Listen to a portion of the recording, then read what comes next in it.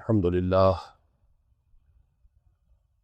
لله وكفى والصلاة والسلام على عباده الذين اصطفى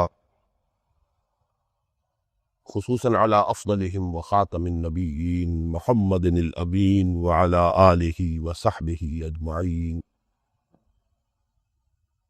أما بعد فقد قال الله تبارك وتعالى كما ورد في سورة البقرة: أعوذ بالله من الشيطان الرجيم بسم الله الرحمن الرحيم.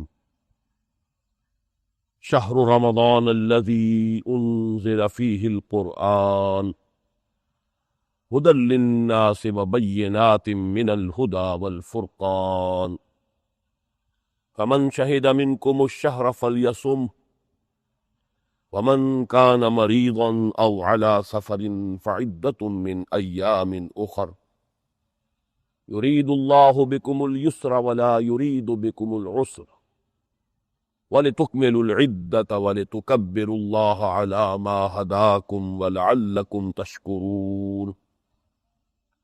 وإذا سألك عبادي عني فإني قريب أجيب دعوة الداع إذا دعان فليستجيبوا لي وليؤمنوا بي لعلهم يرشدون.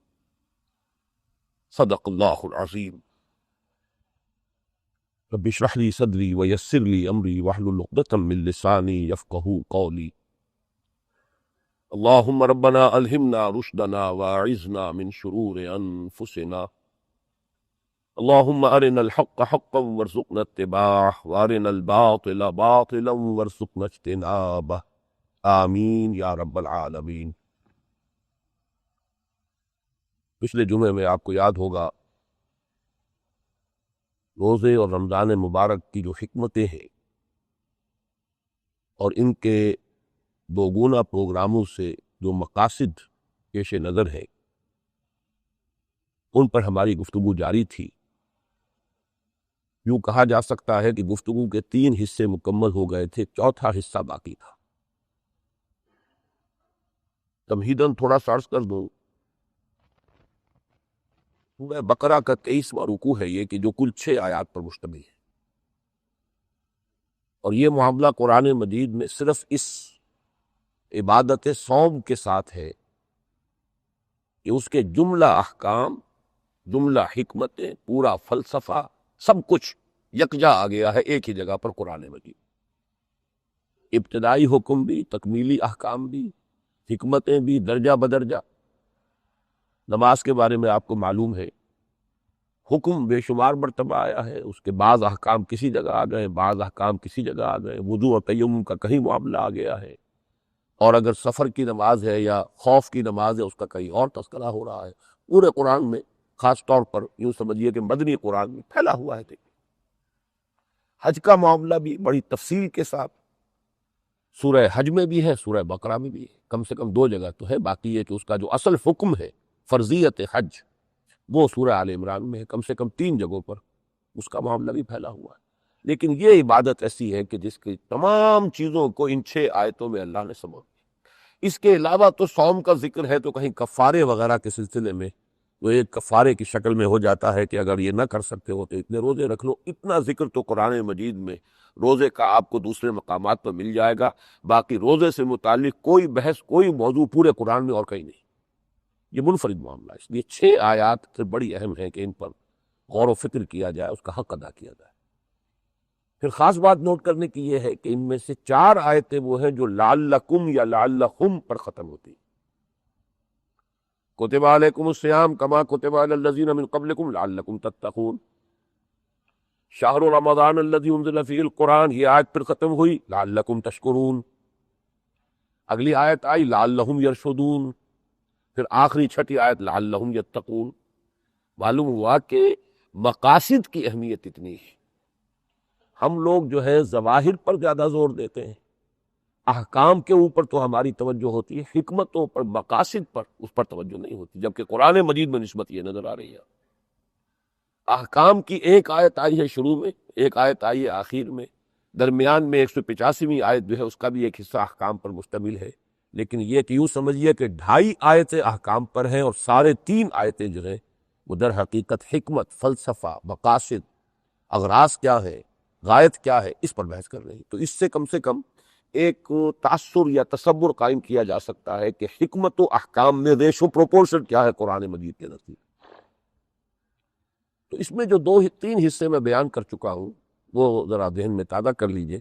میں نے اس مرتبہ بہت سادہ انداز میں بات رکھی ہے، اگرچہ اس سے پہلے بہت تقریریں کی ہیں، کئی مرتبہ یہاں کی ہیں، کئی تقریریں جو ہے کیسٹ سے اتر کے چھپ گئی ہیں. ایک میری اپنی تحریر عظمت صوم کے نام سے کتابچہ ہے جو مجھے خود بہت عزیز ہے، اس لیے کہ دین کے حکمت اور دین کا فلسفہ اور خاص طور پر حقیقت انسان، اجزائے ترکیبی انسان کے، اور میں سمجھتا ہوں کہ شاید اس موضوع پر اس کو کوئی شخص کہے تو دعویٰ اور ادعا بھی کہہ لے، لیکن الصوم لی وانا اجزی بہی پر میرے علم میں نہیں ہے کہ کسی اور نے اس طور سے گفتگو کی ہو جو اللہ نے مجھے توفیق دی.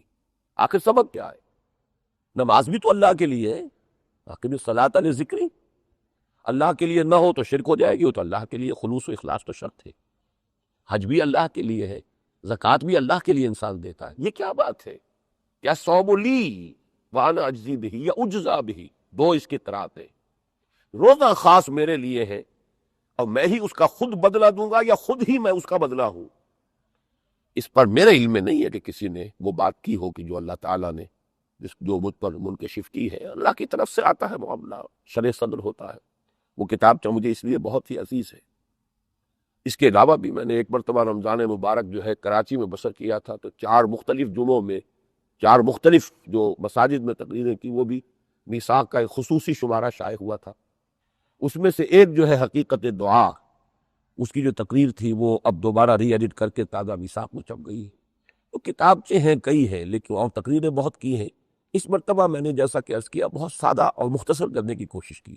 سادہ کیا ہے کہ آپ یوں سمجھیے کہ مجرد روزہ، صرف روزے کی عبادت، اس کے مقاصد کیا ہیں، اور اس کو بھی 2 لیولز میں بیان کر چکا.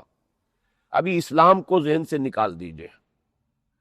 یہ در حقیقت عام انسان کے لیے بھی روزے کی ریاضت، اب میں عبادت کا لفظ استعمال نہیں کر رہا، ریاضت، یہ در حقیقت ضبط نفس کے لیے ضروری ہے.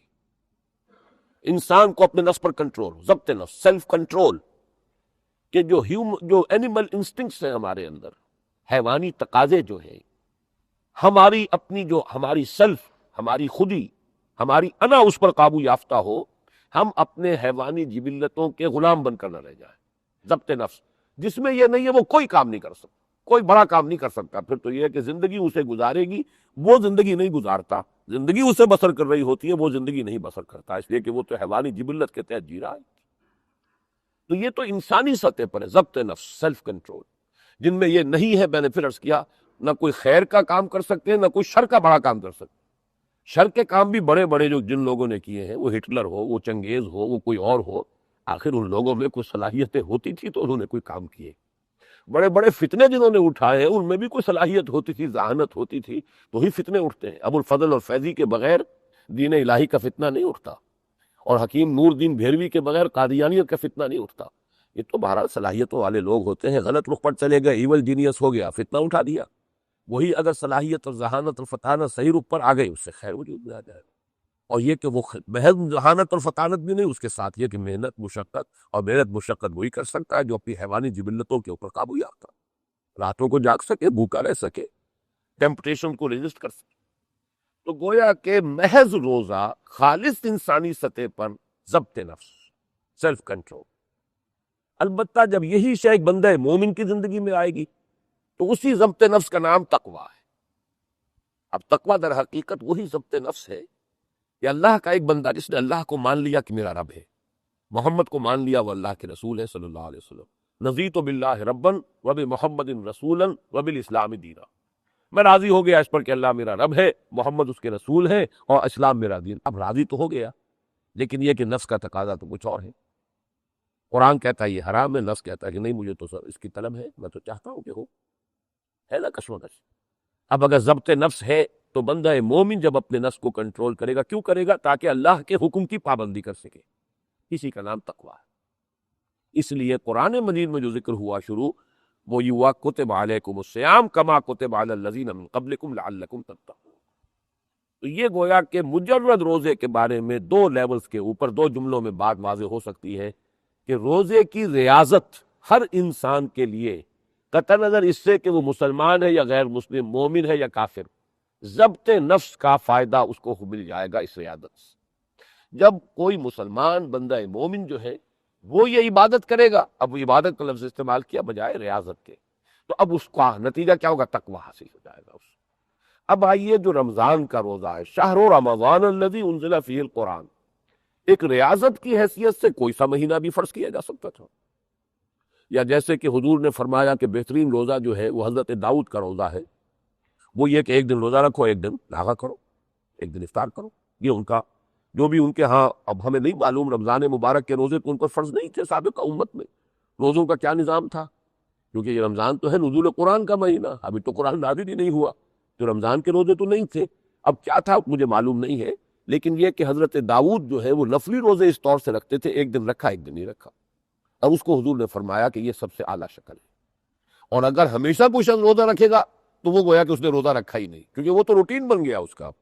وہ تو یہی ہے نا کہ آدمی کی عادت جب بن گئی 2 وقت کھانا کھانا ہے، تو وہ تو پھر اس کے اوپر کوئی مشقت نہیں آئے گی، کوئی اس سے طلب دن میں محسوس ہوگی ہی نہیں۔ ما صام من صام الدہر، یہ بھی حدیث ہے، جس شخص نے ہمیشہ روزہ رکھا اس نے کبھی روزہ رکھا ہی نہیں، اس لیے کہ وہ تو عادت بن گئی اس کی، اس نے اپنا روٹین بنا لیا ہے۔ دوبارہ کس اعتبار سے سمجھ لیجئے کہ روزے کی عبادت کسی بھی طور سے فرض ہو جاتی تو تقویٰ تو حاصل ہو جاتا، لیکن اس کے لیے قرائے فال بنام من دیوانہ زدن اللہ تعالیٰ نے رمضان مبارک کے مہینے کو منتخب کیا، اور اس کی حکمت بھی بیان کر دی۔ کیوں کیا؟ شہر رمضان الذی انزل فیہ القرآن، رمضان کا مہینہ وہ ہے جس میں قرآن نازل کیا گیا، اس کی اب پورے مہینے کی روزے کی جو فرضیت ہو گئی، اللہ یہ کہ رعایت ہے، کوئی شخص بیمار ہے تو قضا کر لے، کوئی شخص سفر پر ہے تو قضا کر لے۔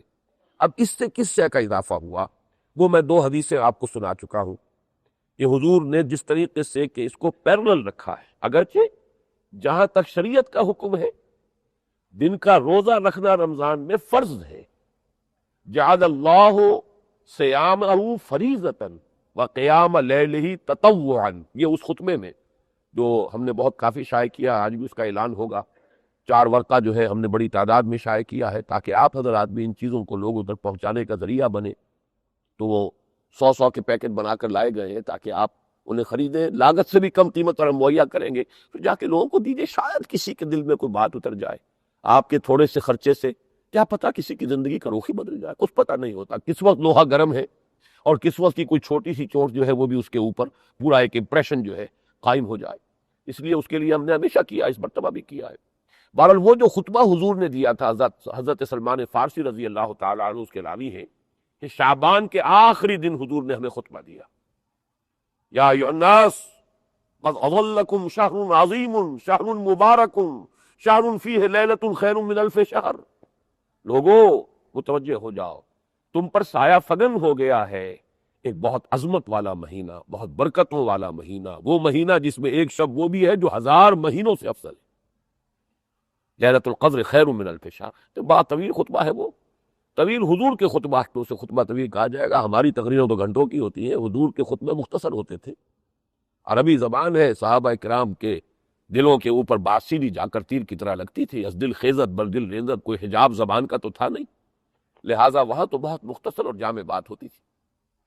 تو اس میں جو ہے یہ الفاظ بھی آئے ہیں، جعل اللہ صیامہ فریضۃ وقیام لیلہ تطوعا، اللہ تعالیٰ نے اس کے دن کا روزہ رکھنا تو فرض کر دیا، رات کا کھڑا رہنا اس کو مرضی پر چھوڑ دیا، تطوع اس کو فرض نہیں کیا۔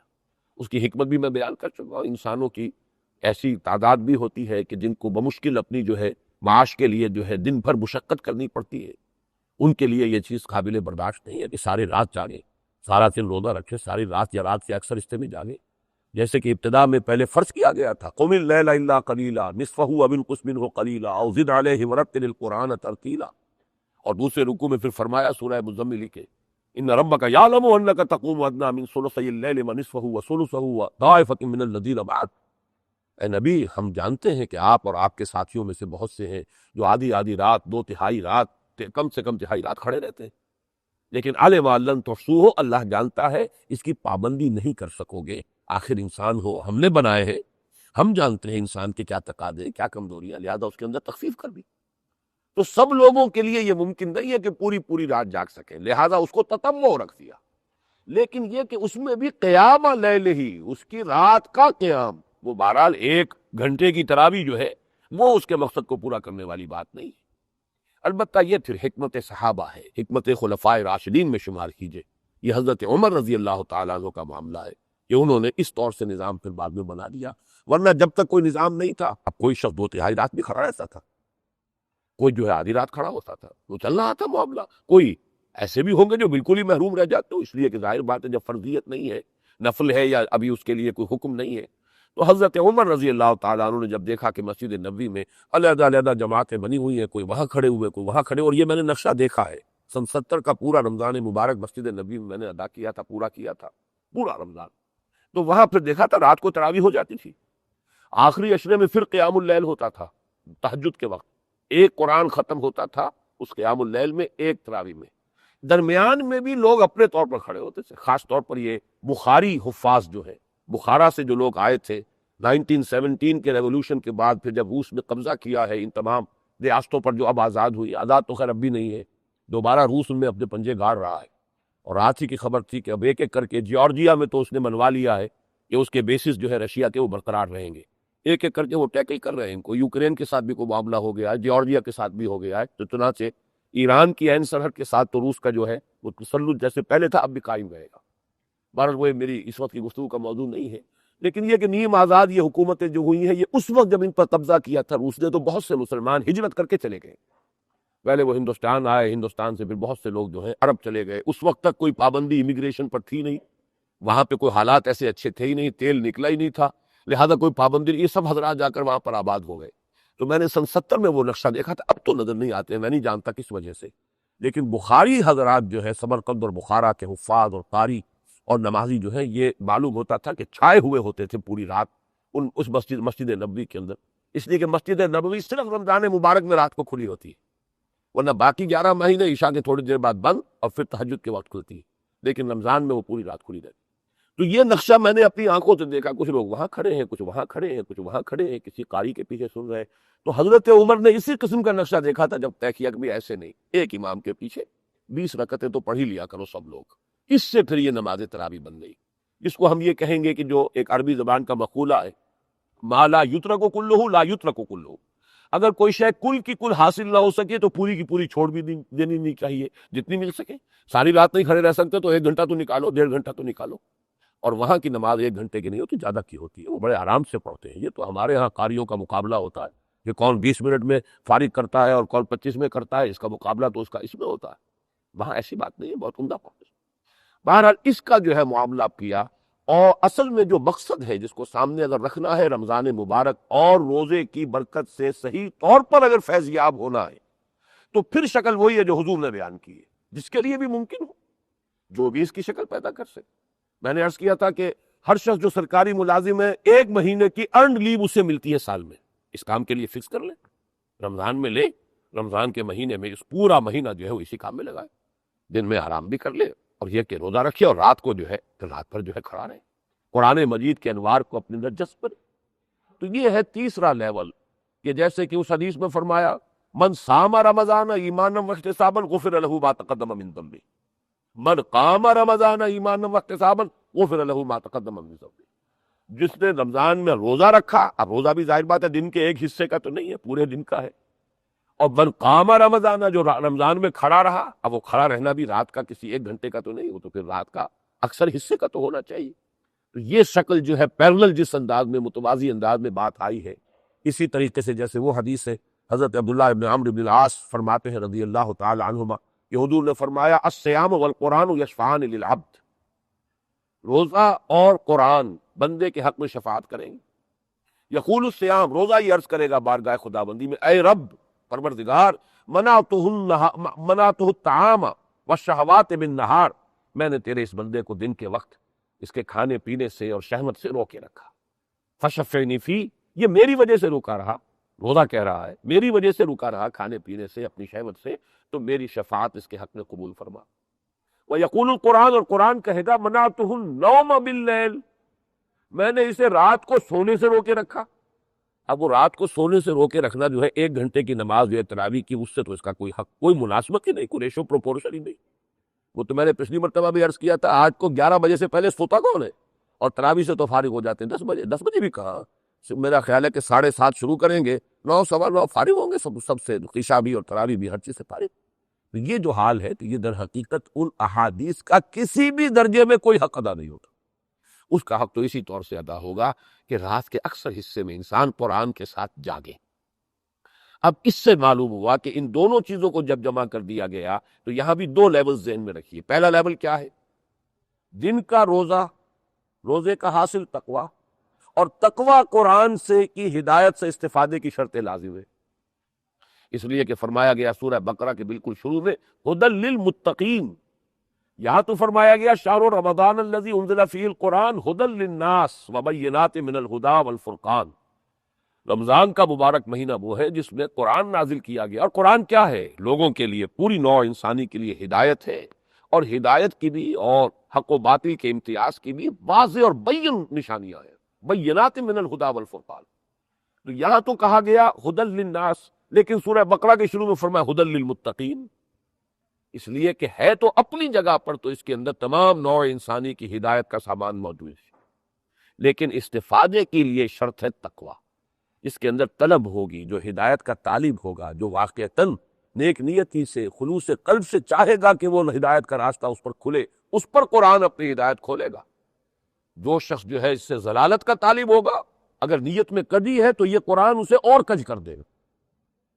یہ لوگ شاید حیران ہو جائیں جن کے سامنے وہ آیت نہ ہو، قرآن نے تو صاف کہا اپنے بارے میں یضل بہ کثیرا ویہدی بہ کثیرا، بلکہ یضل یہاں پہلے آیا ہے، اسی قرآن کے ذریعے سے اللہ تعالیٰ بہتوں کو گمراہ کر دیتا ہے۔ اسی لیے جتنے فتنے اٹھے قرآن سے اٹھے، یہ اچھی طرح سمجھ لیجیے، جو بھی فتنہ اٹھتا ہے، انکار حدیث والا اٹھتا ہے تو قرآن کی آیتیں لے کر اٹھتا ہے، قادیانی اٹھا قرآن کی آیتیں لے کر اٹھا، اور سب سے پہلے قرآن ہی کا نام اس نے لیا۔ آپ کو یاد ہوگا آج سے کچھ 10 سال پہلے میں نے یہاں تقریریں کی تھی کہ یہ جو قرآن مجید جو ہے، اول تو یہ کہ اس کے 5 محاذ کون سے جن پر ہمیں کام کرنا چاہیے، اور کیا اسباب ہے کہ جن کی وجہ سے ہمارے جو عام علماء ہیں وہ بڑے الرجک ہوتے ہیں ان لوگوں سے کہ جو قرآن مجید کا نام لے زیادہ، اس لیے کہ انہیں بار بار کے زخم لگے ہوئے ہیں کہ جو فتنہ اٹھا ہے وہ قرآن ہاتھ میں لے کر اٹھا، وہ چاہے انکار حدیث کا فتنہ ہو، انکار سنت کا فتنہ ہو، ختم نبوت کے خلاف جو ہے سازش ہو، جو بھی ہوا ہے وہ قرآن کے حوالے۔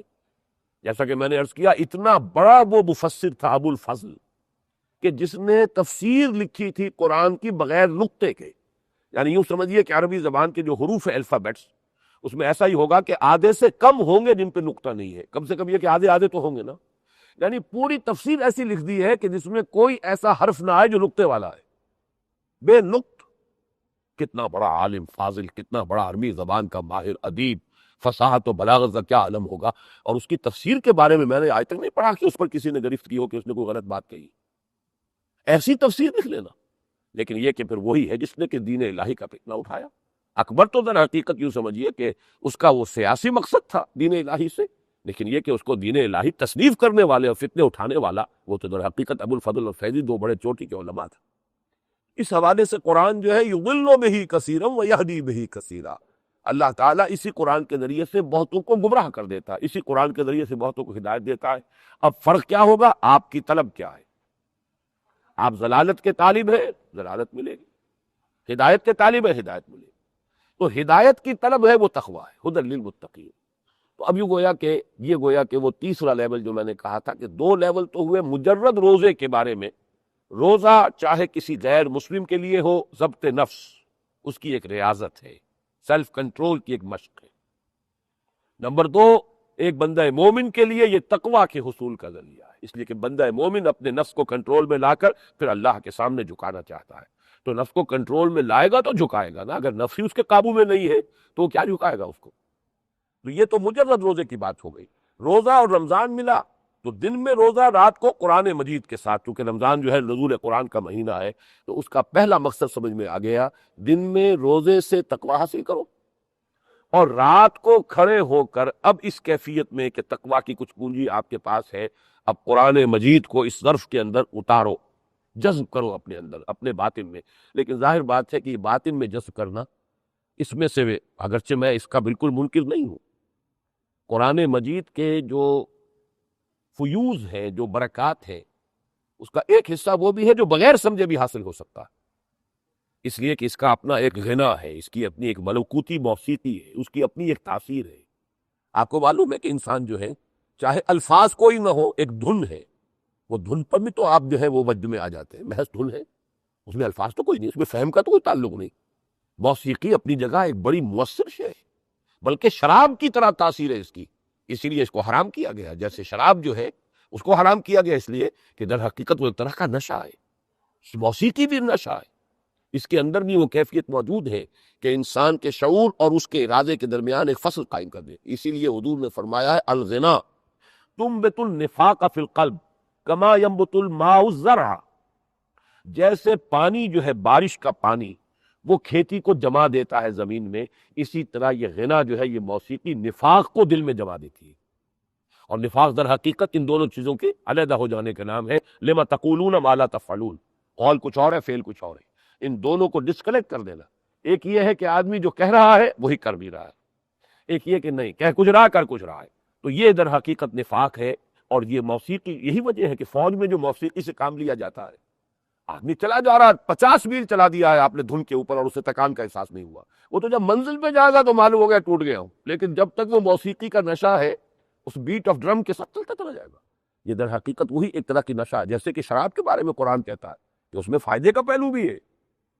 شراب اور جوئے دونوں کے بارے میں پہلی آیت تو یہی نازل ہوئی ہے، یسألونک عن الخمر والمیسر قل فیہما اسم کبیر ومنافع للناس واسمہما اکبر من نفعہما، اے نبی کہہ دیجئے ان دونوں چیزوں میں بہت گناہ کی بات بھی ہے، لوگوں کے لیے کچھ فائدہ بھی ہے، نفع بھی ہے، لیکن ان کا جو گناہ کا پہلو ہے وہ بہت بڑا ہے فائدے کے پہلو۔ یہی معاملہ بالکل موسیقی کا ہے، لیکن وہ عام موسیقی کی بات کر رہا ہوں، قرآن کی موسیقی، قرآن کا غنا، ملکوتی غنا، اس کی کیا تاثیر ہوگی؟ اس کی تو بڑی تاکید کی گئی ہے، زین القرآن باصواتکم، اب قرآن کو اپنی آوازوں سے مزین کیا کرو۔ اگر اچھی آواز دی ہے اللہ نے تو آپ اس آواز کا مصرف قرآن مجید کے قرات کو بنائیں، اچھے سے اچھی قرات کریں۔ یہ بھی فرمایا من لم یتغن بالقرآن فلیس منا، جو شخص قرآن مجید کو اس کے جو ملکوتی غنا ہے اس کو برنگ اباؤٹ کر کے اس کو ظاہر کرنے کی کوشش نہیں کرتا وہ ہم میں سے نہیں ہے۔ اور حضور نے تعریف فرمائی تھی ایک صحابی کی رضی اللہ تعالی عنہ، ابو موسیٰ اشعری رضی اللہ تعالی عنہ، رات کے وقت حضور کہیں گشت میں تھے اور تہجد کے وقت جو ہے حضرت ابو موسیٰ اشعری جو ہے اپنے گھر میں قرآن مجید پڑھ رہے تھے حسن قرات کے ساتھ۔ اب بندہ پڑھ رہا ہے، اللہ سن رہا ہے، اس وقت عورتوں کو سننے والا ہے نہیں، جو خاص کیفیت تھی۔ حضور کافی دیر تک کھڑے سنتے رہے، اور پھر صبح کو فجر میں جب ملاقات ہوئی تو آپ نے تحسین فرمائی، یا ابا موسیٰ انک قد اوتیت مزمارا من مزامیر آل داود، اے ابو موسیٰ تمہیں تو اللہ تعالیٰ نے آل داؤد کے سازوں میں سے ایک ساز عطا کیا ہے۔ حضرت داؤد کا لحن داؤدی مشہور ہے، وہ جب حمد کے ترانے جو ہے الاپتے تھے رات کے پچھلے پہر جو ہے تو پھر پہاڑ بھی وجد میں آتے تھے، پرندے بھی ان کے ساتھ شامل ہو جاتے تھے، تو حضور نے وہ نسبت دی کہ جیسے حضرت داؤد کے آل داؤد، معلوم ہوتا ہے کہ ان کے گھرانے کا ہی کوئی مشترک بس تھا۔ انک قد اوتیت مزمارا من مزامیر آل داؤد، یہ تو آل داؤد کے سازوں میں سے ایک ساز اللہ نے تمہیں بھی دیا۔ بہرحال یہ بھی، لیکن یہ اس کا ایک سمجھیے کہ سیکنڈری یا ٹرشری حصہ ہے، میں ان لوگوں میں سے نہیں ہوں جو اس کی نفی کر دے بالکل، بغیر سمجھے پڑھنے میں بھی فائدہ ہے، اجر و ثواب تو ہے ہی ہے، آخر آپ نے وقت لگایا ہے، آپ نے اپنا کچھ نہ کچھ محنت، اگر یہی وقت آپ لگاتے کسی اور کام میں تو کچھ کما لیتے، کچھ بنا لیتے، دنیا کا کوئی دھندا، کوئی اپنی ضرورت پوری کرتے، یہ بیٹھ کر آپ قرآن پڑھ رہے تو اجر و ثواب سے تو محروم نہیں ہے، لیکن قرآن سے اصل استفادہ اس وقت ہوگا جب یہ قرآن آپ کے ذہن اور قلب میں جذب ہو جائے۔ جیسے بارش زمین میں جذب ہوگی تو اس سے روئیدگی برآمد ہوگی۔ کلر زمین ہے، بعض زمینیں ایسی ہوتی ہیں جن کے اوپر ایسی پپڑی بن جاتی ہے سخت، پانی رکتا ہی نہیں، پانی پڑا ہو گیا۔ یہ جو خاص طور پر یہ جو ہمارا ایک بہت بڑی طویل بیلٹ ہے جو بھاولپور کی ریاست کے جنوبی علاقے کے اندر ہے، وہ زمین ایسی ہے، بہت سخت زمین ہے، اور پانی وہاں اس میں جذب ہوتا ہی نہیں، بارش ہوگی بھی تو پانی نکل جائے، وہ تو جذب ہو تو پھر اس سے روئیدگی پیدا ہوگی، زمین کے اندر سے جو اس کی نباتات ہے وہ برآمد ہوگی، اگر جذب ہی نہیں ہوگا تو کیا ہوگا؟ تو قرآن کو بھی جذب کرنا، اسی لیے بارش کو کہا جاتا ہے جس سے روئیدگی پیدا ہو ماء مبارکہ، برکت کہتے ہیں اسے کہ جو کسی کے اندر خیر ہے، خوبی ہے، اسے برآمد کرے۔ زمین کے اندر جو بھی روئیدگی ہے، جو نباتاتی صلاحیت ہے، اسے نکال کر لاتا ہے پانی۔ پانی اگر نہیں پڑے گا وہ ڈورمنٹ پڑی رہے گی وہ صلاحیت اس کی۔ اسی طرح نفس انسانی میں اللہ تعالیٰ نے جو کچھ ودیعت کیا ہے اس کے اندر سے جو خیر برآمد ہو سکتا ہے اسے برآمد کرتا ہے قرآن. لیکن قرآن اسی لیے اس کو کہا گیا کہ یہ تو مبارک ہے، یہ قرآن مجید جو ہے برکت والا ہے. اس برکت کا جو ہے اسی وقت ظہور ہوگا جبکہ قرآن جذب ہو، آپ کے باطن میں جذب ہو. جیسے اقبال نے کہا ہے، تیرے ضمیر پر جب تک نہ ہو نزول کتاب، گرہ کشا ہے نہ رازی نہ صاحب کشا. اور فارسی میں کہا بہت پیارے انداز میں، چوں بجاں در رفت جہاں دیگر شود، جہاں تو دیگر شد جہاں دیگر شود. جب یہ قرآن کسی کے اندر اتر جاتا ہے، سرایت کر جاتا ہے، اس کے اندر انقلاب آ جاتا ہے. بدل گیا، اندر بدل گیا، باطن بدل گیا، سوچ بدل گئی، فکر بدل گئی، رجحانات بدل گئے، اقدار بدل گئی. اور جب انسان کے اندر سے تبدیلی شروع ہو تو یہ ایک عالمی انقلاب کا پیش خیمہ ہوگی. اندر کا بدلا ہوا انسان پھر اوروں کو بدلے گا، پھر بہت سے لوگ بدل جائیں گے، وہ جمع ہوں گے، جڑیں گے، ایک طاقت بنیں گے، اور پھر یہ کہ وہ نظام کو بدلنے کے لیے ایک بہت بڑی مؤثر طاقت کی حیثیت اختیار کر لے. اندر سے اگر زبردستی باہر سے تبدیلی لائی یہی، جیسے کہ ضیاء الحق صاحب کے دور میں نماز آرڈیننس آ گیا تھا، یہ جبری ایک باہر کا معاملہ تھا، یہ اندر کی بات نہیں تھی. وہ تو جب تک وہ کوئی موجود ہے، کوئی دیکھنے والا ہے. میں نے تو وہ لطیفہ آپ کو سنا ہے کیونکہ میرے ساتھ یہ پیش آیا تھا. یہیں یہ جو ریلوے ہیڈ کوارٹر ہے، سیرت کا جلسہ تھا، انہوں نے کیا تھا، اس میں مجھے بلایا تھا، وہاں سب آفیسر لوگ تھے اس میں. تو وہاں تقریر ہو گئی، اس کے بعد چائے پر گفتگو ہو رہی تھی. تو ایک صاحب نے بڑے درد بھرے انداز میں کہا، دیکھیے ہم نے یہاں نماز کا اہتمام کیا ہے، ظہر کی نماز ہم پڑھتے ہیں، آفیسرز تو سب آ جاتے ہیں، لیکن یہ کلاس 4 امپلائیز نہیں آتے، بلکہ بعض تو ان میں سے کھڑے کھڑے ہنستے رہتے. تو وہ بڑے درد انگیز انداز میں کہہ رہے تھے. میں نے ان کو جو جواب دیا، میں نے کہا جناب وہ اس لیے ہنستے ہیں کہ انہیں معلوم ہے کہ آپ لوگ بھی اللہ کی نماز نہیں پڑھتے، ضیاء الحق کی نماز پڑھتے ہیں. اس لیے کہ انہیں معلوم ہے کہ صاحب ظہر پڑھے گا، یہاں اثر نہیں پڑے گا، اثر مغرب نہیں آئے گی اس کی، وہ تو گھر جا کے وہ تو آرام کرے گا. یہ جو صاحب نماز یہاں پڑھ رہا ہے، تو یہ تو چونکہ بہرحال اب گریڈ 19 آفیسر ہے، گریڈ 20 آفیسر ہے، ان کی شکایت اگر ہو گئی تو لینے کے دینے پڑ جائیں گے. حکم آیا ہوا ہے نماز پڑھنے کا، تو یہ تو نماز ایک جبری نماز آپ پڑھ رہے ہیں، خاموش ہو گئے وہ صاحب. تو اصل میں یہ باہر کا ٹھوسا ہوا جو بھی کوئی نظام ہو یا تبدیلی ہو، وہ پائیدار نہیں ہوتی. پائیدار تبدیلی جو اندر سے آئے.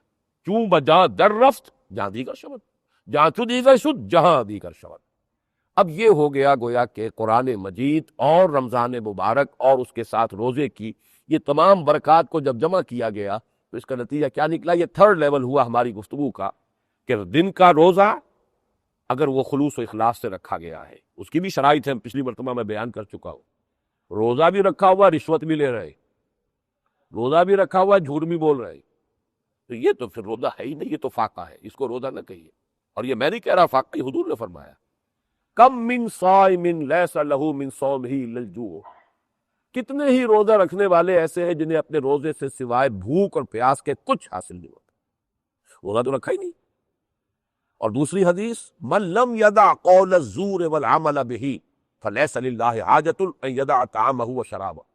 جس شخص نے جھوٹ بولنا نہیں چھوڑا، جھوٹ پر عمل کرنا نہیں چھوڑا، تو اللہ کو کوئی ضرورت نہیں کھانا پینا چھوڑ دے. یہ روزہ نہیں ہے کھانا پینا چھوڑا ہوا، یہ فاقہ کر رہا، روزہ نہیں ہے. اس لیے میں نے کہا اگر روزہ ہے حقیقی معنی میں روزہ، تو اس سے کچھ نہ کچھ تقویٰ حاصل ہوگا. اب تقویٰ کا یہ پونجی لے کر رات کو کھڑے ہو جائیے. اب قرآن کو ہدی للمتقین، اب قرآن کے انوار و برکات کو اپنے اندر جذب کیجئے، اپنے ذہن، اپنے قلب میں. اس سے پھر جو مطلوب کیفیت پیدا ہوگی، لعلکم تشکرون. پہلا نتیجہ تو یہ نکلے گا کہ قرآن مجید کی عظمت جو ہے تم پر واضح ہو جائے گی، منکشف ہو جائے گی. اس لیے کہ ظاہر بات ہے کہ کھانے کی قدر و قیمت بھوکے کو معلوم ہوتی ہے. بھوک ہی نہیں ہے تو اعلیٰ سے اعلیٰ کھانا رکھ دیجیے. ہوتی ہے بعض ایسی بیماریاں، بھوک ختم ہو گئی، اینوریکسیا. اب آپ لاکھ جتن کر لیں، یہ کھا لیں، وہ کھا لیں، یہ لے آئیں، وہ لے آئیں. بچوں کے ساتھ ہوتا ہے، مائیں جو ہے خوش آمدید کر کر کے، اب بخار ہے اسے، اس کا منہ کا ذائقہ بگڑا ہوا، کھانے کو تیار نہیں. تو کھانے کی قدر و قیمت تو اسے ہوگی جو اندر سے صحت مند بھی ہے اور اسے بھوک بھی لگی، تب تو کھانے کی قدر و قیمت. پانی کی قدر و قیمت تو پیاسے سے پوچھیے نا. پیاس لگی ہو تو ایک گھونٹ پانی کے لیے انسان جو ہے دنیا و مافیہا پر سودا کر لے گا. پیاس سے جان نکلی جا رہی ہو اور اس وقت آپ کہیں کہ پانی یہ ملے گا بشرطے کہ اپنی ساری دولت لکھ دو یہیں پر کہ مجھے دو گے. دیکھا انسان تو پانی کی قدر و قیمت پیاسے کو معلوم. اسی طریقے سے یہ تقویٰ جب اندر بیدار ہوتا ہے تو اسے قرآن کی عظمت کا اندازہ ہوتا ہے کہ قرآن کتنی بڑی شے ہے. جیسے بھوکے کو کھانے کی عظمت کا اندازہ ہوگا، پیاسے کو پانی کی جو ہے برکت اس کا اندازہ ہوگا. وہ شخص جس کے اندر وہ تقویٰ جاگ گیا ہے، جس کے اندر وہ طلب ہدایت پیدا ہو گئی ہے. طلب ہدایت بھوک ہی تو ہے نا. ایک کھانے کی بھوک ہے، ایک ہدایت کی بھوک ہے، علم کی بھوک ہے، حقائق اور معارف کو جاننے کی بھوک ہے۔ جس کے اندر یہ بھوک بیدار ہو گئی ہے، مانوی بھوک، اسے اندازہ ہوگا یہ قرآن مجید کس قدر عظیم ہے۔ میں اسی لیے مثال دیا کرتا ہوں کہ میرے نزدیک تو عہد حاضر میں قرآن مجید کے اعجاز کا سب سے بڑا مظہر علامہ اقبال کی شخصیت ہے، اس لیے کہ یہ وہ شخص ہے کہ جس نے مشرق و مغرب کے فلسفے کھنگال لیے۔ ایک شخص ہے کہ جو تھیرے میں پڑھا ہے، وہ تو بچپن ہی سے قرآن کا پڑھنا پڑھانا، اس کا جو بھی، وہ تو ان کا تو وظیفہ ہے، ان کے تو گویا کہ معمولات میں شامل ہیں۔ دوسرا وہ شخص ہے جو مشن سکول سے پڑھا ہے، مرے کالج سے پڑھا، پھر گورنمنٹ کالج آج کا گورنمنٹ کالج نہیں، پچھلی صدی کے اواخر کا گورنمنٹ کالج لاہور، پھر فلسفہ پڑھا ہے اس نے، اور پھر وہ مغرب میں گیا ہے، وہ جو سب سے بڑے مراکز فلسفے کے دو ہی ہیں، انگلستان اور جرمنی، دونوں جگہ پر گیا ہے۔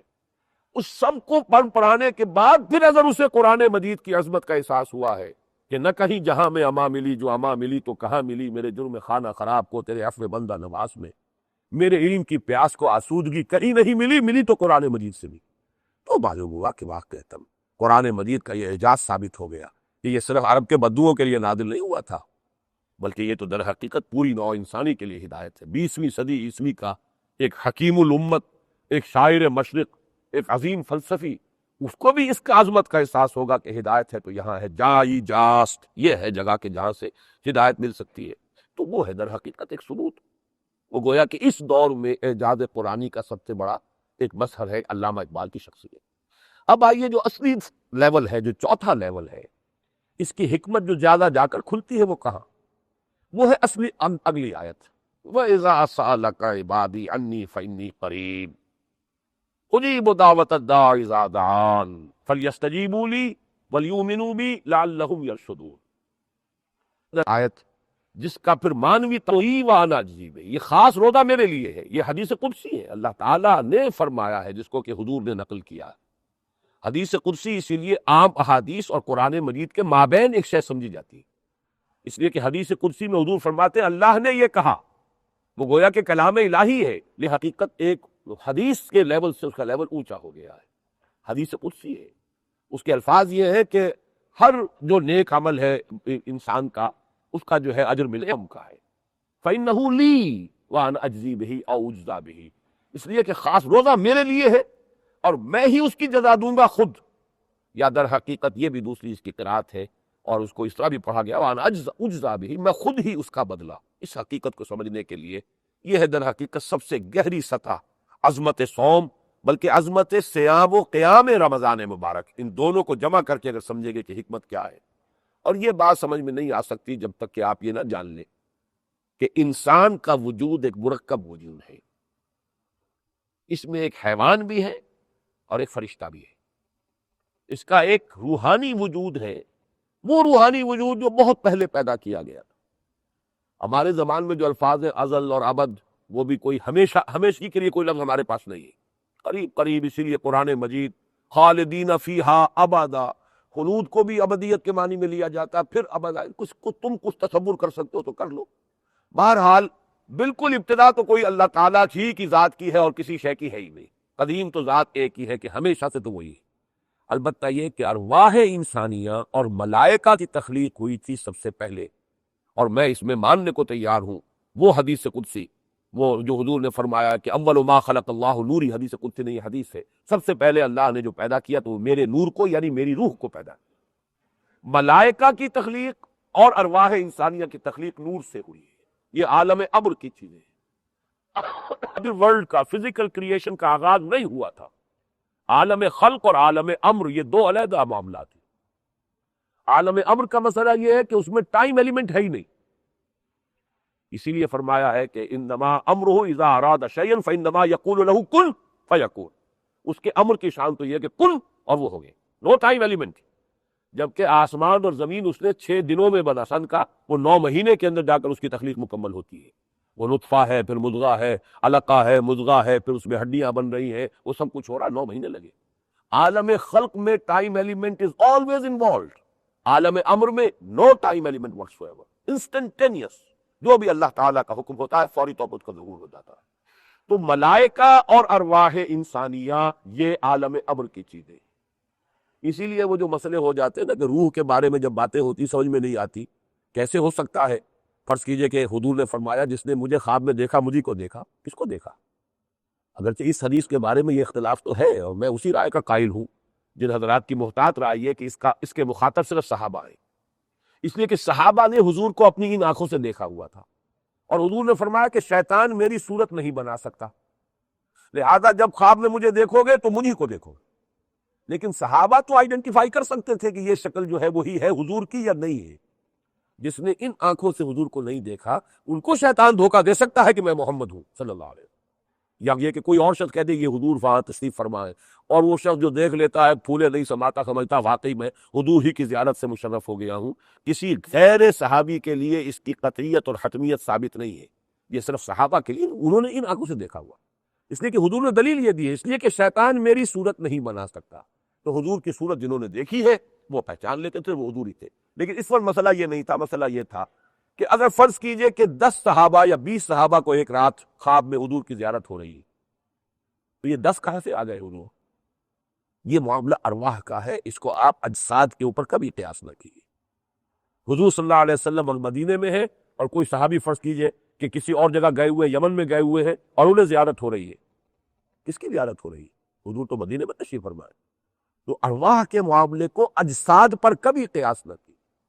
یہ دوسری بات ہے کہ کوئی شخص جو دعویٰ کرتا ہے ہم اس کے دعوے کو تسلیم کریں یا نہ کریں، اصولی طور پر ماننا ہوگا جب حدیث موجود ہے کہ حضور صلی اللہ علیہ وسلم خواب میں آ سکتے ہیں، لیکن یہ روح کا معاملہ ہے، اس میں نہ فاصلے کا مسئلہ نہ ٹائم کا مسئلہ ہے۔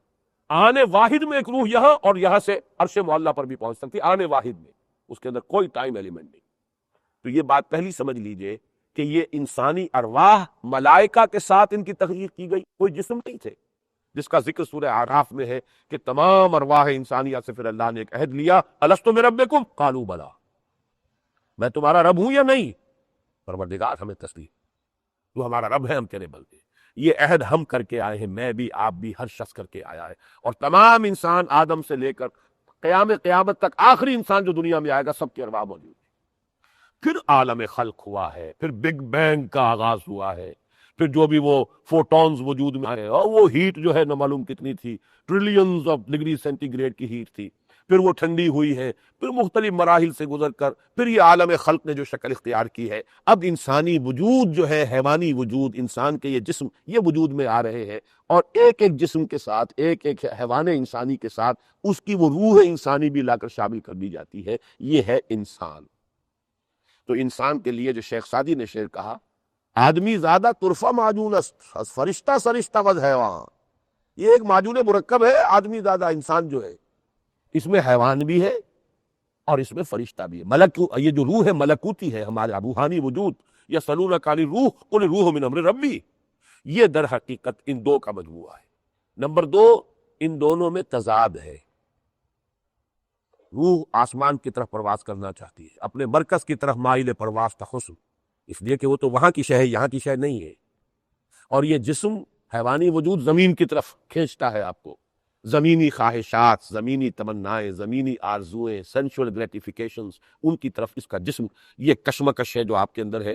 وہ تو فرائیڈ نے بھی مانا ہے۔ بدقسمتی یہ کہ ہمارے جو آج کل کے دینی دانشور ہیں وہ ان چیزوں سے بالکل محروم ہے۔ کچھ حصہ ایسے لوگوں کا ہے کہ جو ان روحانیات کے ذکر سے بھی الرجک ہے، حالانکہ واقعہ یہ ہے کہ اس میدان میں تو بھی غلط باتیں لوگوں نے پھیلا دی ہیں، ان کو علیحدہ رکھنا چاہیے، لیکن جو صحیح حصہ ہے اس کو تسلیم نہیں کریں گے تو اپنی محرومی ہے، اپنے پاؤں پر کلہاڑی مار رہے ہیں۔ تو یہ جان لیجئے کہ ان دونوں میں تضاد ہے، جسم کچھ اور چاہتا ہے، روح کچھ اور چاہتی ہے۔ اسی کو فرائیڈ نے کہا ہے کہ اڈ اینڈ لیبیڈو اور ایگو، اس کے درمیان ایک تصادم ہے۔ اڈ اور لیبیڈو جو ہے آپ کا نفس امارہ، جو اینیمل انسٹنکٹ ہے وہ ایک طرف گھسیٹتے ہیں، ایگو اور سپر ایگو، پھر دو کو اس نے لیا، ایگو اینڈ سپر ایگو، یہ اسے دوسری طرف کھینچتے ہیں۔ یہ کشمکش ہر انسان محسوس کرتا ہے، حق و باطل کی کشمکش ہے، خیر و شر کی کشمکش ہے۔ اب ہوتا کیا ہے، چونکہ یہ جسم تو ہے ٹھوس، اس کے تقاضے بھی ٹھوس ہیں۔ جسم کو بھوک لگی، ہم بےتاب ہو گئے، ادھر ادھر سے جیسے بھی ہوا اس کو پیٹ کو بھرا۔ اس جسم کو پیاس لگی، بےتاب ہو گئے، پانی جس طرح بھی ہوا لیا، چاہے پوری اپنی سلطنت وہ دے کر بھی پانی خریدنا پڑے، لیکن جسم پانی مانگ رہا ہے۔ زندگی کو برقرار رکھنا پریزرویشن آف دی سیلف ہے، اس لیے اس کی طرف تو ہماری توجہ ہے، بھاگ دوڑ ہے، روح کی طرف توجہ نہیں ہوتی، روح دب جاتی ہے، اس حیوانی وجود کے نیچے دبی ہوئی ہے، سسکی ہوئی، سسک رہی ہے، اس کی طرف آپ کی توجہ نہیں۔ اب کیا ہوا رمضان میں جن تو نظام کبھی وہ غلامی ختم نہیں ہو سکتی خون دیے بغیر، جاگیرداری ختم ہو جائے گی کہیں، اور جاگیرداری ختم نہیں ہوتی تو اس نظام میں کیا بنیادی تبدیلی آ جائے گی؟ وہی سود خوری، وہی سود خواری بھی ہوئی ہے، جو سسک رہی ہے اس بوجھ تلے اسے کچھ ریلیف ملے گا، تو اوپر بندش ہو، اس کے اندر ذوق پیدا ہوگا، یہ ذوق پیدا ہوگا تو وہ روح جو دبی ہوئی ہے، جو سسک رہی ہے اس بوجھ تلے، اسے کچھ ریلیف ملے گا۔ اب اس روح کے لیے ایک غذا وہ ہے جو امر رب ہے روح، اور کلام ربانی اس کی غذا ہے۔ رات کو کھڑے ہو کر اس پر ترشح کرو کلام ربانی کا۔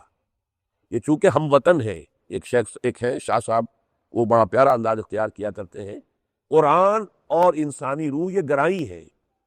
قرآن بھی وہیں سے آیا جہاں سے روح انسانی آئی ہے، انا للہ و انا الیہ راجعون، یہ امر رب ہے، یسألونک عن الروح قل الروح من امر ربی۔ اس کی غذا، اس کا تغذیہ، اس کی تقویت، اس کے لیے ٹونک بھی وہیں سے آیا ہے، اور وہ ہے قرآن۔ یہ جسم زمین میں سے آیا ہے، منہا خلقناکم وفیہا نعیدکم، اسی میں سے بنے ہو، مٹی ہی سے بنے ہو، لہذا اس کی غذا، اس کی تقویت، اس کے ٹونک سارے کے سارے زمین سے آئیں گے۔ وہیں سے آپ کو گندم ملے گی، وہیں سے آپ کو جو ہے وہ چاول ملیں گے، وہیں سے سبزی ملے گی، وہیں سے سب کچھ ملے گا، جہاں سے یہیں سے پانی آپ کھینچ رہے ہیں، کنویں سے کھینچ رہے ہیں، جو بھی لا رہے ہیں پانی کا پانی، تو اصل میں جو شے جہاں سے آئی ہے وہیں سے اس کے تغذیہ اور تقویت کا سامان آیا۔ یہ ہے جو اصل میں دو آتشہ پروگرام ہے۔ دن کے وقت روزہ رکھ کر اپنے وجود حیوانی کو مزمحل کرو، تاکہ وہ روح ملکوتی، وہ روح ربانی، وہ ذرا اس سے ریلیف ملے، ہوش میں آئے۔ رات کو کھڑے ہو جاؤ، اس کا تغذیہ، اس کی غذا اسے فراہم کرو، وہ ہے قرآن مجید۔ اس کا نتیجہ کیا نکلے گا؟ اب یہ روح توانا ہو کر اپنے اصل مرکز کی طرف متوجہ ہوگی، اس لیے کہ اب اسے ہوش آیا ہے، اسی لیے میں نے وہ اپنے مرکز کی طرف مائل پرواز تھا حسن، یہ جو ایک کیفیت ہے، بلکہ ابھی میں دیکھ رہا تھا اپنے کچھ نوٹس، تو ایک بڑا عمدہ قول ملا ہے مجھے پروٹائنس کا۔ یہ چونکہ ابھی ہمارے سورہ حدید کے درس میں بھی یہ وحدت الوجود کا مسئلہ بھی زیر بحث آیا ہے، فلسفہ وجود کی مختلف تعبیرات جو ہیں، تو اس میں پروٹائنس کا بھی ذکر آیا۔ حکیم فلاطینوس، یہ فلاطینوس جو ہے ایک تو ہے افلاطون، لیکن افلاطون ہی کے مکتبہ فکر میں پھر اسکندریہ میں جو ایک فلسفے کا ایک نیا اسکول آف تھاٹ وجود میں آیا، اسے نیو پلیٹونزم کہتے ہیں، نو افلاطونیت، اور وہ شروع ہوئی ہے پلوٹائنس سے، فلاطینوس سے، اور یہ بہت بڑا صوفی، وحدت الوجود کا بہت بڑا قائل، بلکہ دنیا میں پروفیسر یوسف سلیم چشتی صاحب کہا کرتے تھے کہ 4 ہے چوٹی کے مفکر جو وحدت الوجود کے قائل ہیں: ابن عربی اسپین کے، حکیم فلاطینوس، پلوٹائنس الیگزینڈریا کے، یہ مصر کا جو شہر ہے، اور ہندوستان میں شنکر آچاریہ، ویدانت کی جو فلسفی ویدانتا، اور پھر ایک فارسی شاعر میرزا عبد القادر بیدل، جس کا لوہا جو ہے غالب نے مانا ہے کہ طرز بیدل میں ریختہ لکھنا اسد اللہ خاں قیامت ہے، جو شاعری کی ہے میرزا عبد القادر بیدل نے فارسی میں۔ اردو میں کوشش کرنی چاہتا ہوں کہ ان حقائق کو منتقل کروں، لیکن یہ کہ یہ دانتوں پسینہ آتا ہے، طرز بیدل میں ریختہ لکھنا اسد اللہ خاں قیامت ہے۔ بہرحال پلوٹائنس کا ایک جملہ میں نے دیکھا، flight of the alone to the alone, یہ الون ہمارے اندر بھی ایک ہے، الون اکیلا۔ دیکھیے ہمارا جسم جو ہے اس کے رشتے ہیں، میرے جسم کے اعتبار سے جسمانی پہلو سے کوئی میرا بھائی ہے، کوئی میرا باپ ہے، باپ تھے، والد تھے، یہ سارے رشتے ہیں۔ جسم کے روح کا کوئی رشتہ نہیں، روح الون، تنہا ہے۔ اسی لیے جو انٹروورٹ ٹائپس آف لوگ ہوتے ہیں، یہ جو میں نے رات بھی اپنے درس میں تفصیل بیان کی ہے، جو لوگ ہوتے ہیں اپنے درو بینی کرنے والے، اپنے اندر جھانکنے والے، غور و فکر ان کے اندر بڑا احساس ہوتا ہے لونلینس کا، تنہائی کا۔ ایکسٹروورٹس جو ہوتے ہیں وہ تو محفل میں خوش ہوتے ہیں، مجلس میں، جلوت میں، اس کو چھیڑا، اس سے ساتھ کو مذاق کیا، اس کے ساتھ کچھ اور جھگڑا بول لے لیا، اور کچھ کر رہے ہیں، وہ ایکٹیو لوگ ہیں۔ ایک وہ ہوتے ہیں غور و فکر کرنے والے، سوچ بچار کرنے والے، طبعاً نیک شریف، پھر یہ کہ وہ اپنے باطن میں جھانکتے رہتے ہیں، اپنے من میں ڈوب کر پاجا سراغ زندگی۔ یہ لوگ جو ہے ان کو لونلینس کا بڑا احساس ہوتا ہے، تنہائی کا۔ اور یہ اچھی طرح جان لیجئے، جو شخص جتنا ذہین ہوگا اتنا ہی زیادہ حساس ہوگا، اتنا ہی اس میں تنہائیت کا احساس ہوگا۔ وہ جو تنہا ہے ہمارے اندر، وہ اصل میں ہماری روح ہے۔ Flight of the alone to the alone, اللہ بھی اکیلا ہے، اسی لیے قل هو اللہ احد، احد کہا ہے، واحد نہیں کہا ہے۔ اگر آپ کہیں گے اللہ ایک ہے تو واحد کا ترجمہ ہو گیا۔ اللہ اکیلا ہے، کوئی اس کے ساتھ، اسی لیے وہ صورت ختم ہوتی ہے وَلَمْ يَكُنْ لَهُ كُفُوًا أَحَدٌ، کوئی اس کا ہمسر ہم پلہ کوئی ہے ہی نہیں. تو تنہائی یہ ہے در حقیقت flight of the alone to the alone. یہ جو ہمارے اندر ہے وہ ڈیوائن ایلیمنٹ روح ملکوتی، وَنَفَخْتُ فِيهِ مِن رُوحِي، اللہ خود فرماتا 2 جگہ قرآن مجید میں جب فرشتوں سے کہا تھا کہ میں اس آدم کی تخلیق جب مکمل کر لوں اور اس کی نوک پلک سنوار دوں اور پھر اس میں اپنی روح میں سے پھونک دوں، تو یہ روح ربانی جو میرے اندر ہے اور آپ کے اندر ہے، اس کا بڑا گہرا ربط اور تعلق ہے اللہ کی بات کے ساتھ. یہ اصل میں اللہ کی طرف ہی لا لگانا چاہتی ہے، اللہ کی طرف ہی متوجہ ہونی چاہتی ہے. نماز کی روح بھی یہی ہے، انی وجہت وجہی للذی فطر السماوات والارض حنیفا. ابھی میں نے سورہ حدید کے دروس میں وہ مثال دی ہے کہ جیسے سورج مکھی کا پھول ہے، سورج طلوع ہوا اور پھول جو ہے کھل اٹھا اور سورج کی طرف رخ کر لیا. اس جیسے جیسے سورج چل رہا ہے وہ اسی کو فیس کر رہا ہے، پھول ادھر ہی رخ کر لیا. جب سورج غروب ہوا بجھ گیا، مرجھا گیا. یہ سورج مکھی کا پھول، یہ توجہ، انی وجہت وجہی للذی فطر السماء. بس یہ بندہ مومن کی اصل کمال جو ہے، اس کا معراج جو ہے اس کی وہ یہ ہے، اس کی توجہ ہمیشہ اللہ کی طرف، ذات باری تعالیٰ کی طرف لو وہاں لگی رہے. اور یہ ہے اصل میں روزے اور رات کے قیام، دن کے صیام اور رات کے قیام کا اصل حاصل. اسی کو شریعت کی اصطلاح میں دعا کہا جاتا ہے. بدقسمتی سے دعا کی روح اور حقیقت سے بالکل لوگ واقف نہیں. عام طور پر لوگ دعائیں مانگتے نہیں، دعائیں پڑھتے ہیں. خاص طور پر مجھے جو آتا ہے تو احساس ہوتا ہے، میں دیکھتا ہوں وہاں طواف کر رہے ہو، کتاب دی ہوئی ہے دعاؤں کی پڑھ رہے ہیں. بھائی تو دعا پڑھ رہے ہو خدا کے بندے، یہ دعا مانگنے کا وقت ہے، دعا پڑھنے کا وقت نہیں ہے. دعا پڑھنا اور ہے، دعا مانگنا اور ہے. مانگنے کا مطلب تو یہ ہوتا ہے کہ آپ کا رخ اس وقت اللہ سے ہو، مخاطبہ ہو اللہ سے، اللہ سے خطاب کر رہے. ہر زبان اللہ کو آتی ہے، کوئی فکر نہ کرو. ایک دعا تو ایسی ہے ضرور رکنین کے درمیان جو ہوتی ہے کہ جو وہ حجر اسود اور ادھر سے جو رکن یمانی ہے اس کے درمیان، اور وہ ہر مسلمان کو اس کا ترجمہ معلوم ہے، ربنا آتنا فی الدنیا حسنۃ وفی الآخرۃ حسنۃ وقنا عذاب النار. اور اس میں بھی ربنا ہے. اگر آپ اس کو پکے ہیں کتاب سے تو وہ تو پھر پڑھنا ہو گیا، وہ مانگنا نہیں ہوا. دعا کا مانگنا کچھ اور ہوتا ہے. اسی لیے علامہ اقبال نے جو اس پر میننگ آف پریئر ان اسلام جو ایک خطبہ ہے ان کا پورا، بڑا پیارا انداز ہے ان کا، کہ یہ جو ہماری انائے صغیر ہے، یہ فائنائٹ ایگو، محدود انا ہے ہماری، یہ جب اس انائے کبیر کے سامنے آتی ہے فیس ٹو فیس. اس انائے کبیر کون ہے؟ اننی انا اللہ لا الہ الا انا فاعبدنی واقم الصلاۃ لذکری. اللہ کی انانیت کبریٰ جتنی اس آیت میں ظاہر ہوتی ہے، میرے علم میں نہیں ہے قرآن مجید میں کوئی اور مقام اس طرح سے اس کے اندر جلال ہے. اننی انا اللہ لا الہ الا انا فاعبدنی. تو یہ انانیت کبریٰ ہے نا. اللہ کی انا بڑی انا ہے، انفائنائٹ ایگو ہے. ہمارے اندر بھی ایک انا ہے، ایک سیلف ہے، ہمارے اندر بھی ایک خودی ہے، ہمارے اندر بھی ایک روح ہے، تعلق اس کا اسی کے ساتھ ہے. لیکن یہاں آ کر یہ فائنائٹ ہو گئی ہے، محدود ہو گئی. یہ انفائنائٹ جو ہے فائنائٹ کی طرف متوجہ ہو جائے، یہ ہے دعا. جب وہ انائے صغیر انائے کبیر کے روبرو آتی. یہی علامہ اقبال کا وہ شعر بھی، تو ہے محیط بے کراں میں ہوں ذرا سی آبجو، یا مجھے ہم کنار کر یا مجھے بے کنار کر. اللہ سے خطاب ہو رہا ہے نا، اللہ تو بے کنار ہے، تو ہے محیط بے کراں، تو ایک ایسے سمندر کے مانند ہے جس کا کوئی کنارہ ہے ہی نہیں، ایبسولوٹ وداؤٹ اینی لمٹس.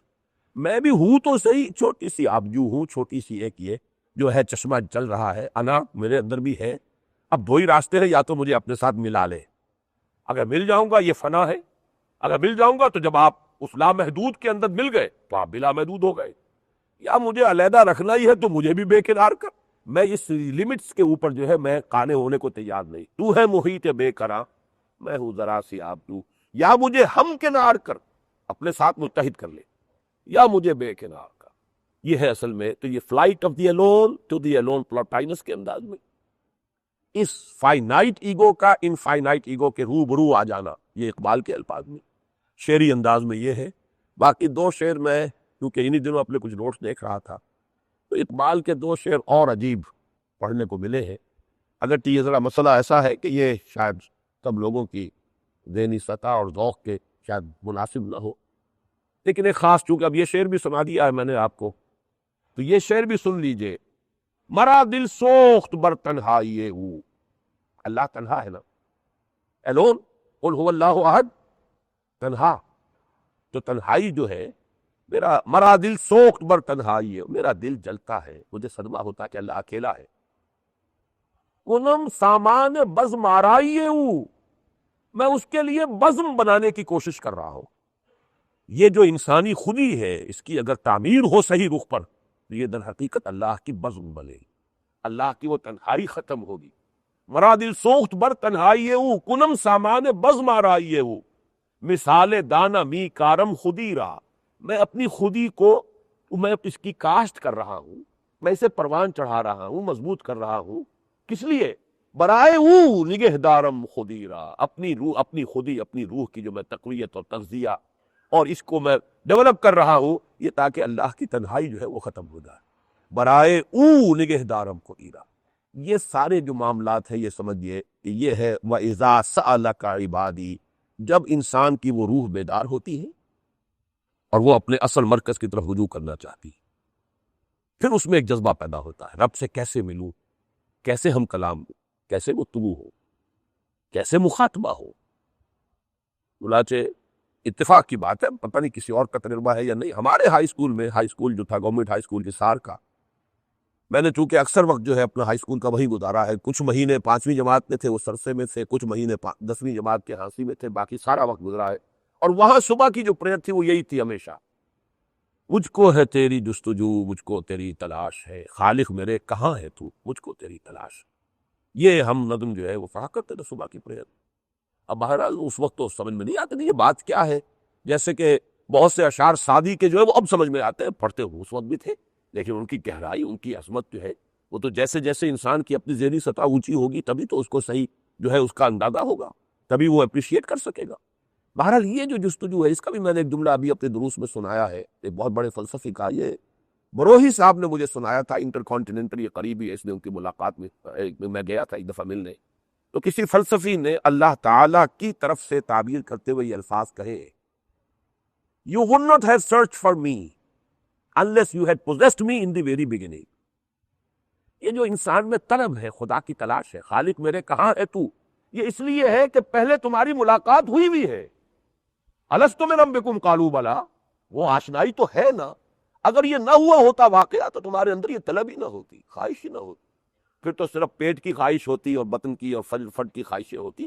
یہ خواہش جو پیدا ہوتی ہے، جس کو پلوٹائنس کہہ رہے ہیں flight of the alone to the alone, اب یہ ہے اصل میں کہ جو ہماری دینی اصطلاح میں اسی کا نام دعا ہے۔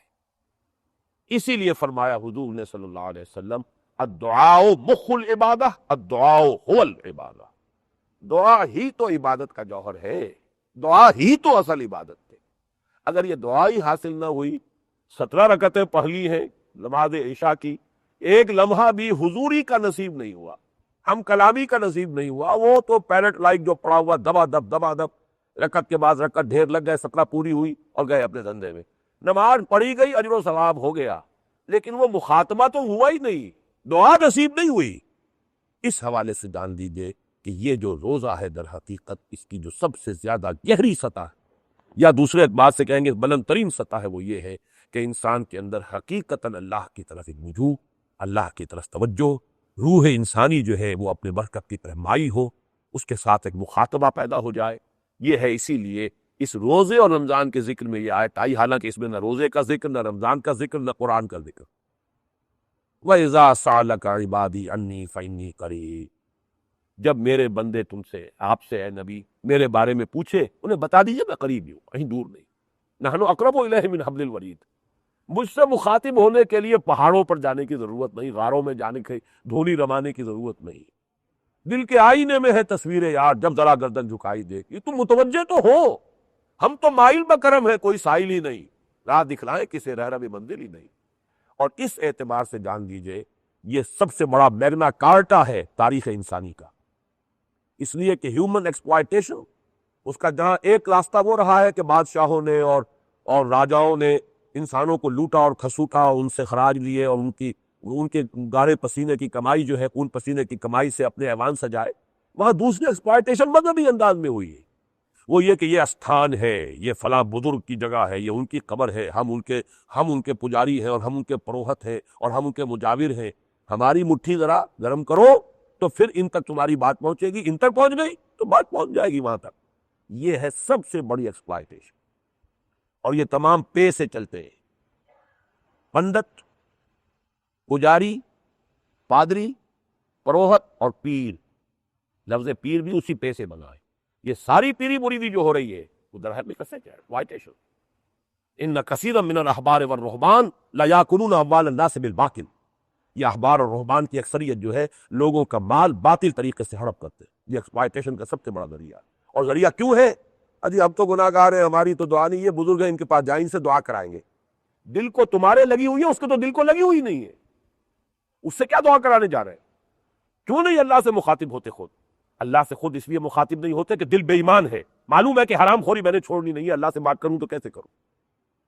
لستم علی شیء حتی تقیموا التوراۃ والانجیل، تمہاری کوئی حیثیت نہیں کہ ہم سے ہم کلام ہو جب تک کہ تم ہماری دی ہوئی کتاب کو قائم نہیں کرتے۔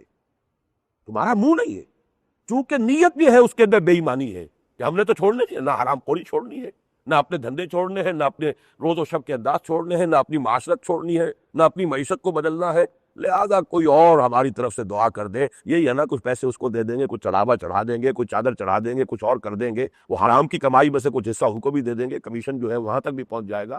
یہ ہے دھندا اس دنیا میں جو چل رہا ہے۔ اس کی جڑ کاٹنے والی آیت یہ ہے وَإِذَا سَأَلَكَ عِبَادِي عَنِّي فَإِنِّي قَرِيبٌ أُجِيبُ دَعْوَةَ الدَّاعِ إِذَا دَعَانِ، میں تو ہر پکارنے والے کی پکار کو سنتا ہوں اور قبول کرتا ہوں جب مجھے پکارے، جہاں پکارے، جس کو آپ انگریزی میں کہتے ہیں دیر اینڈ دن۔ لیکن شرط کیا ہے؟ فَلْيَسْتَجِيبُوا لِي، میرا بھی تو کہنا مانے۔ ون وے ٹریفک نہیں ہوگا، اپنی منوائے میری نہ مانے، کیسے چلے گا؟ میرے حکم مانو، میرے مطالبے پورے کرو، میرے دین کے لیے قربانیاں دو۔ یہ کام نہیں کرو گے تو میں تمہاری نہیں سنوں گا، تمہارے منہ پر دے کر ماروں گا۔ لست علی شیء، تمہاری کوئی حیثیت نہیں۔ وَإِذَا سَأَلَكَ عِبَادِي عَنِّي فَإِنِّي قَرِيبٌ أُجِيبُ دَعْوَةَ الدَّاعِ إِذَا دَعَانِ، جہاں چاہے پکارے، لیکن شرط کیا ہے؟ فَلْيَسْتَجِيبُوا لِي وَلْيُؤْمِنُوا بِي، مجھ پر ایمان پختہ رکھیں، میرا کہنا مانے، میرے حکم جو ہے انہیں قبول کرے، لعلہم یرشدون۔ یہ اگر ہو گیا تو رشد، کامیابی، فلاح، آخری منزل کھلی ہوئی۔ یہ ہے در حقیقت روزے اور رمضان کی حکمت، اور اس کی غرض و غایت کی بلند ترین کہہ لیں یا گہری ترین کہہ لیں، یہ ہے اس کا اصل مقصد۔ اب میں اس موضوع کو تو آج یہاں ختم کر رہا ہوں، چند منٹ جو ہے باقی مجھے چند باتیں آج کہنی ہے۔